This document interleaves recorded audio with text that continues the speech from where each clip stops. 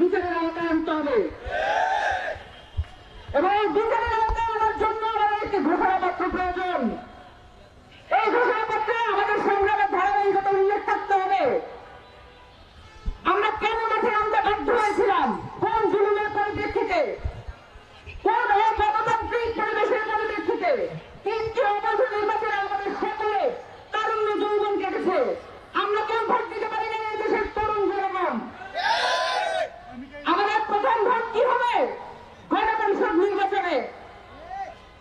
গণপরিষদ নির্বাচন ছাড়া কোন যৌক্তিক নির্বাচন এই মুহূর্তে বাংলাদেশে নাই।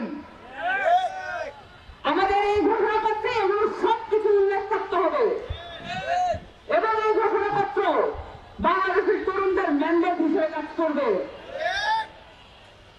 এই ঘোষণাপত্র যদি আমরা এই মুহূর্তে না আদায় করতে পারি তাহলে আমাদেরকে ইতিহাস থেকে মুছে ফেলার যে প্রক্রিয়া শুরু হয়েছে সেই প্রক্রিয়া আবারও আমাদেরকে দখল করতে আসবে। আমরা তা হতে দেব না।